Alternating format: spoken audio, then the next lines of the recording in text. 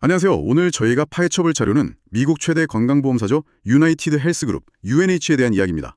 2026년 1월 27일, 정말 단 하루 만에 이 거대 기업의 시가총액이 600억 달러. 600억 달러면 우리 돈으로 거의 80조 원 가까이 되는 돈이죠. 네, 맞습니다. 80조 원이 그냥 사라져버렸습니다. 근데 이게 단순히 실적이 좀 안 좋아서 생긴 해프닝이 아니더라고요.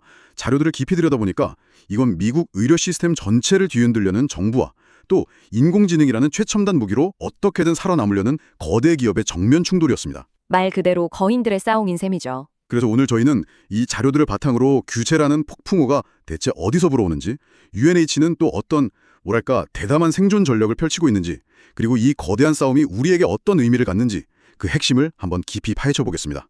자, 그럼 시작해 볼까요? 우선 이 600억 달러짜리 충격, 이 진원지부터 한번 살펴보죠.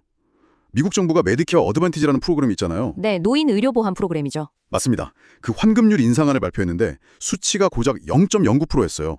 시장에서는 최소 4에서 6%는 올려줄 거라 기대했는데 이건 거의 동결이나 마찬가지인 거잖아요. 네, 이건 정말 시장이 충격받을 만한 수치죠. 물론 이게 1월에 나온 초기 제안이라 4월에 최종 확정될 때 바뀔 가능성은 아직 남아 있습니다. 아, 바뀔 수도 있군요. 네, 실제로 바로 작년 2026년에도 처음엔 2.23%를 제시했다가 최종적으로는 5.06%까지 대폭 올려준 적이 있거든요. 아니, 작년에는 5% 넘게 올려줬다면서 올해는 왜 이렇게 분위기가 험악해진 거죠?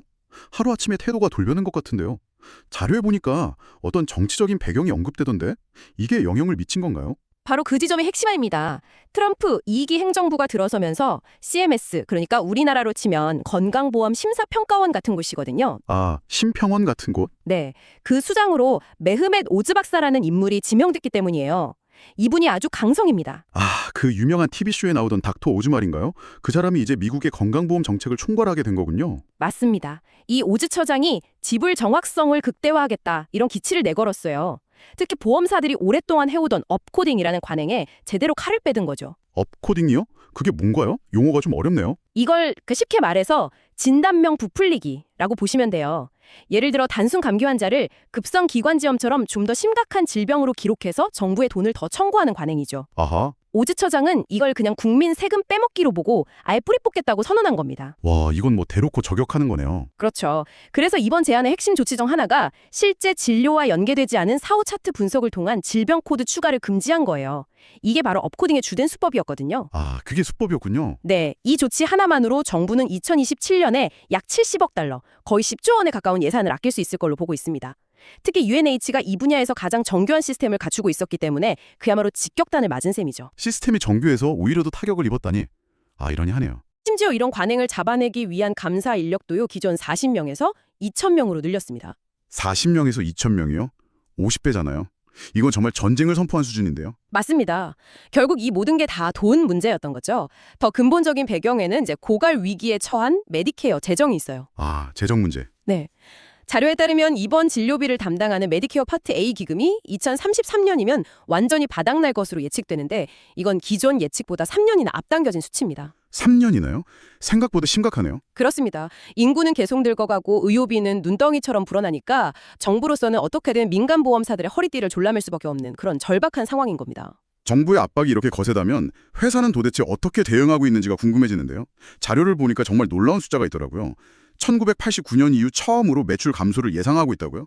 이건 그냥 백기투항하는 거 아닌가요? 겉으로 보기엔 충분히 그렇게 보일 수 있죠. 하지만 이건 실패라기보다 아주 의도적이고 대담한 전략입니다. 바로 멤버십 우량화, 그러니까 체질 개선에 들어간 거예요. 멤버십 우량화요?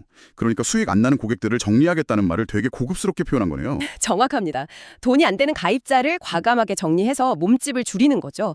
자료에 따르면 메디케어 어드밴티지에서 약 140만 명, 그리고 저소득층 의료보험인 메디케이드에서 약 70만 명, 합쳐서 200만 명이 넘는 회원이 줄어들 것으로 예상돼요. 200만 명이 넘게요? 시장은 지금 당장 가입자가 줄어드는 걸 보고 공포에 떨고 있는 건데 자료에 담긴 진짜 이야기는 오히려 회사가 이걸 기회로 삼아서 체질 개선을 하고 있다는 거군요. 맞습니다. 남들이 버티지 못할 때 일부러 몸집을 줄여서 더 단단해지려는 전략이죠.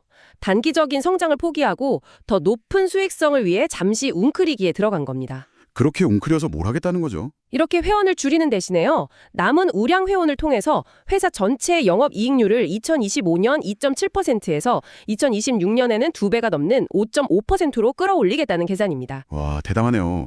여기서 정말 흥미로운 지점이 나오는데요. UNH가 이런 과감한 전략을 쓸 수 있는 비결이 바로 이 회사의 독특한 구조에 있다는 거죠. 보험사랑 서비스 회사를 둘 다 가지고 있는 그 수직 통합 구조 말이에요. 바로 그게 UNH의 가장 강력한 경제적 해자이자 방어 기제입니다. 옵텀이라는 존재죠. 옵텀. 네, 이걸 쉽게 비유하자면 보통 식당은 외부에서 식자재를 사오고 배달은 배달 대행 업체를 쓰잖아요. 그렇죠. 그런데 UNH는 식당, 그러니까 보험뿐만 아니라 식자재를 기르는 농장, 운송하는 트럭, 주방용품 가게, 즉 서비스까지 전부 다 소유하고 있는 거예요. 아하, 그러니까 정부가 식당 마진을 아무리 쥐어짜도 농장이나 트럭에서 이익을 내서 버틸 수 있다 이런 거군요. 외부로 세워나갈 돈을 내부에서 전부 흡수하는 구조네요. 바로 그겁니다. 정부가 보험 부문의 마진을 압박할수록 치료와 약품 관리를 직접 수행하는 서비스 부문 옵텀의 가치는 오히려 더 커지는 거죠. 그렇군요. 자료를 보면 경쟁사인 휴메나 같은 경우는 메디케어 어드밴티지 의존도가 너무 높아서 이런 규제 충격을 흡수할 완충지대가 없고요.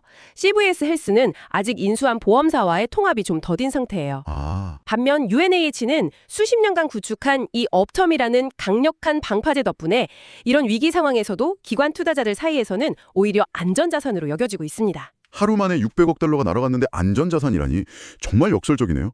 그럼 시장이 공포에 떨고 있을 때 자료에 나타난 이 회사의 실제 가치는 어떤지 숫자로 한번 들여다보죠.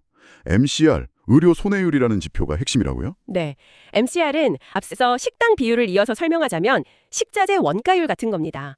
보험료로 10,000원을 받았는데 의료비로 8,890원을 썼다. 이러면 MCR이 88.9%가 되는 거죠. 네네. 이 비율이 2025년에 88.9%까지 치솟으면서 위기감이 커졌어요. 그래서 회사가 2026년 목표로 딱 내건 숫자가 바로 88.8%입니다. 잠깐만요. 88.9%에서 88.8%요? 아니 고작 0.1%포인트 계산하겠다는 거잖아요. 그게 그렇게 대단한 목표인가요? 숫자만 보면 별거 아닌 것 같지만 수백조 원을 다루는 이 회사에겐 그 0.1%가 정말 천문학적인 돈이거든요. 아, 규모가 다르니까. 네, 이 목표를 달성하기 위해 두 가지 방법을 쓰고 있어요.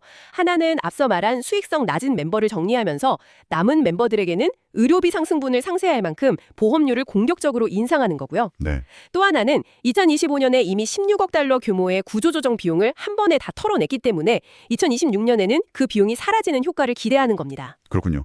그렇다면 현재 주가는 이런 상황을 다 반영해서 좀 싼 편이라고 볼 수 있을까요? 자료에서 과거 금융위기 때랑 비교한 부분이 흥미롭던데요. 네, 2008년 금융위기 때 이 회사의 주가 수익 비율, 그러니까 PER이 8배에서 9배까지 떨어졌어요. 엄청나게 떨어졌었네요. 그렇죠. 현재 UNH의 선행 PE는 약 14.7배 수준으로 과거 5년 평균이었던 22배에서 25배에 비하면 크게 낮아진 상태죠. 시장의 공포가 그만큼 크다는 뜻입니다. 네. 자료에서는 2026년 예상 주당 순이익 EPS를 고려했을 때 주가 280달러 선이 매우 강력한 가치 지지선 역할을 할 것으로 분석하고 있습니다. 즉, 시장은 공포에 질려 있지만 가치평가 모델상으로는 상당한 안전 마진이 있다는 거죠. 결국 안에서 새는 돈을 막고 수익성을 방어하는 게 핵심이라는 말씀이시죠? 그런데 가입자 줄이고 보험료 올리는 것만으로는 한계가 있을 것 같은데요. 자료를 보니 여기서 정말 SF 영화 같은 이야기가 나오더라고요. 바로 인공지능, AI를 이용해서 1년에 10억 달러. 우리 돈으로 1조 3천억 원이 넘는 돈이죠. 네, 그만큼의 비용을 줄이겠다는 계획 말입니다. 네, 드디어 UNH의 진짜 비장의 무기가 등장했네요. 정부의 규제라는 창을 막아낼 방패가 될 수 있느냐의 싸움인데 그 방패가 바로 AI입니다. AI가 방패다. 네, UNH가 가진 가장 큰 자산은 바로 옵텀을 통해 지난 수십 년간 쌓아온 1억 명 이상의 임상 데이터예요. 이건 단순히 보험 청구 내역 같은 숫자가 아닙니다. 전자의무 기록 EMR이라고 하죠. 심지어 의사들이 손으로 휘갈겨 쓴 진료 기록 같은 비정형 데이터까지 전부 학습한 AI죠. 잠시만요, 전문가님.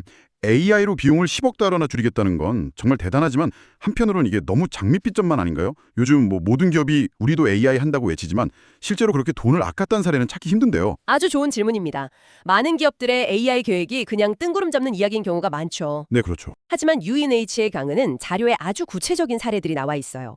예를 들어 크림슨 AI라는 시스템은 병원의 외래 환자 청구 코드 자동화 생산성을 무려 73%나 향상시켰습니다. 73%요? 그게 구체적으로 어떤 의미죠? 의사나 행정직원이 하던 복잡한 서류 작업을 AI가 거의 다 해준다는 뜻이에요.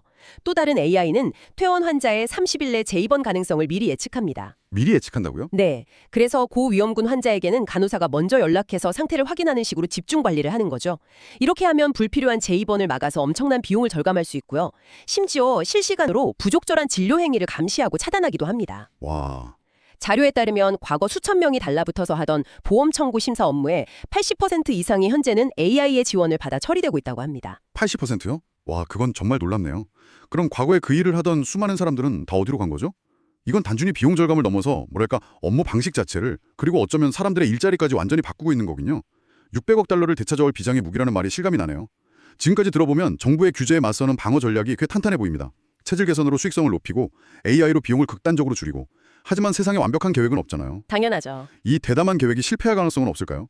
보고서는 MCR 88.8%라는 목표 달성을 위협하는 세 가지 핵심 위험을 짚어주고 있더군요. 네, 그렇습니다. 첫 번째 위험은 메디케이드 부문의 중증도 불일치 문제입니다. 중증도 불일치. 이게 뭐냐면 정부가 저소득층 의료보험 자격 심사를 강화하면서 상대적으로 건강한 사람들은 보험에서 탈락하고 당뇨나 고혈압 같은 만성질환자만 남게 되는 현상이에요. 아, 그러니까 이전에 말했던 멤버십 우량화랑은 정반대 상황이네요. 여기서는 오히려 아픈 사람들만 남게 되니까 회사 입장에서는 손해가 커지는 거군요. 바로 그겁니다. 남은 환자들의 의료 필요도는 훨씬 높아졌는데 주 정부가 주는 환급금 인상률이 그걸 따라가지 못하는 문제가 발생하는 거죠. 이게 첫 번째 위험입니다. 알겠습니다. 그럼 두 번째 위험은 의료 서비스 이용 강도의 가속화라고 되어 있는데 이건 또 무슨 뜻인가요? 회사는 2026년 의료비 증가율을 한 10% 정도로 예상하고 계획을 짰어요. 그런데 만약 예상보다 사람들이 병원을 더 자주 가거나 더 비싼 치료를 받게 되면 어떻게 될까요? 아, 예를 들어 코로나 이후 미뤄뒀던 수술을 받는 사람들이 갑자기 늘어난다거나 하는 식으로요. 실제 비용 상승 속도가 AI를 통한 효율화 속도를 앞질러 버리면 88.8%라는 목표 달성은 당연히 어려워집니다. 마지막 세 번째 위험은 구조적 적자 계약이군요. 이건 이름만 들어도 골치 아파 보이는데요. 네, 말 그대로 구조적으로 적자를 낼 수밖에 없는 계약들이 아직 남아있다는 겁니다. 2025년에 대규모 구조조정을 하면서 대부분 털어냈다고는 하지만 2026년에도 해지할 수 없는 일부 계약들이 여전히 남아있어요. 얼마나 되는데요? 자료에 따르면 약 6억 2,500만 달러, 우리 돈으로 8천억 원이 넘는 규모의 계약들인데 이게 2020년 내내 마진을 갉아먹는 요인이 될 수 있다는 거죠. 그렇군요. 그럼 정리해보면 건강하지 않은 가입자 비중 문제, 예상보다 빠른 의료비 증가, 그리고 아직 정리 못한 적자 계약. 결국 이 세 가지 별수가 회사가 시장에 약속한 88.8%라는 목표 달성의 성패를 가를 진짜 열쇠가 되겠네요. 자, 오늘 저희는 한 기업을 둘러싼 이 거대한 변화의 소용돌이를 살펴봤습니다. 정부는 고갈 위기에 처한 재정을 지키기 위해 또 기업은 주주들의 이익을 지키기 위해 각자의 논리를 내세우면서 그야말로 거대한 힘겨루기를 하고 있네요. 정말 팽팽한 싸움이죠. 여기서 우리가 생각해 볼 질문은 이것인 것 같습니다. 과연 인공지능이라는 기술 혁신이 정치적이고 재정적인 압박이라는 이 거대한 파도를 정말 넘어설 수 있을까요?